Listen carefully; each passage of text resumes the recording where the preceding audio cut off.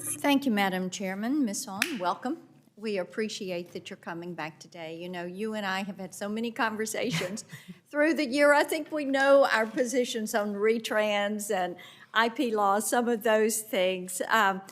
I do want to get to a couple of things. Let me ask you this. Are you an activist, yes or no? I'm an advocate. An advocate, okay. You classify yourself as a public interest advocate, correct? Yes. Okay, so tell me what is the difference between the two terms, advocate and activist?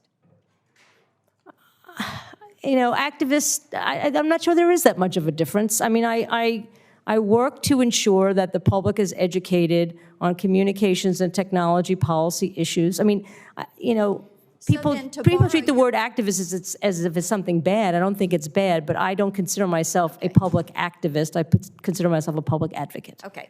So as your term you used earlier, it's a distinction without a difference, probably. Okay, let me ask if you agree with the following actions, because these are actions that were carried out by organizations that you have both praised and have been on the record of donating to in the past. So I think this is a good way to kind of see where you stand on with some of these things. Okay. One of the organizations advocated sending a mob to the home of an FCC chairman to pressure him to act on net neutrality. You yourself were interviewed about your role in this event. So I think you're referring to the time that a group laid down in front of Chairman Wheeler's car and wouldn't let him come to work. I obviously did not support that. And in fact, I made the phone call, and I did this many times at the FCC when the activists would flood our email boxes with emails, like thousands of them. I would get a call from Ruth Milkman, the chief of staff, saying, make it stop, and I made it stop. So I did not support, certainly not support that. Deeply intertwined with these organizations. No, I would say I was the outreach coordinator for Chairman Wheeler, so it was my job to tell these people to make it stop, and I did. To lay off, okay. Another organization you were involved with encouraged people to threaten violence against an FCC chairman, his staff, and his family due to his views on net neutrality. What group is that, Senator Blackburn? This is one of the groups. I'm not sure if it was Fight for the Future or Free Press. I'll have to get that. But okay, I am no way affiliated with those groups. Do I make small contributions at the end of the year because we work together on some issues? Sure. That doesn't mean I approve of everything they do. And in fact, over the years, and particularly on net neutrality, we've had very, very serious disagreements because I've been willing to find consensus with the other side. Well, another group put up billboards and public materials calling Senator Sinema, who's a member of this committee, a telecom shill and corrupt. Another calling for Senator Cantwell to be removed from her position as chair of this committee because she is, as a letter to Leader Schumer says, pandering to the broadcast and telecom industry.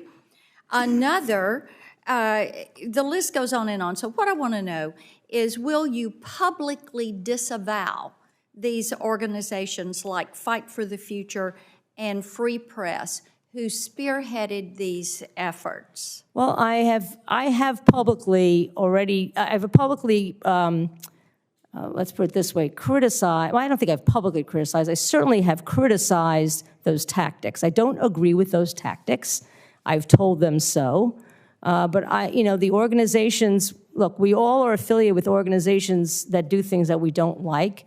And the way that I usually deal with it is by talking to those folks personally. My time's running out.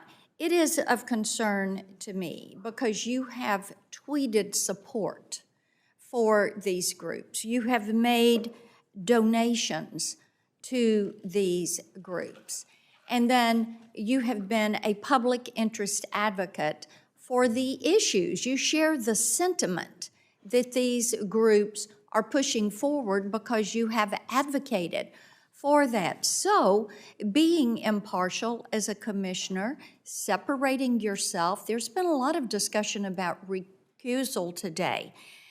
These are things that people are, and rightfully so, we are all very concerned about this. You've taken very pointed positions toward broadband carriers, including calling some of their actions cruel and tone deaf. You've said that repeal of net neutrality would encourage them to, and I'm quoting you, rip consumers off at will, end quote. So do you think you can be unbiased when you are working with these companies? Because while you are recused on media issues, it seems like you can't be impartial when it comes to the other issues, and this is my concern. I understand, Senator, and let me assure you that whatever I may have said as a public advocate will have no bearing on how I look at the record and make decisions. This is the thing about being at the FCC, as you well know. Under the Administrative Procedure Act, you have to look at the totality of the record and make a decision based on that record. So what I said in my previous job, just like Chairman Pai didn't impact him on his work with Verizon, my work with public knowledge, my work with Georgetown, my work with Benton is not going to impact how I look at and balance the record of a proceeding. Thank you. Yeah, thank you. Senator Peters is next. But listen, I think we've had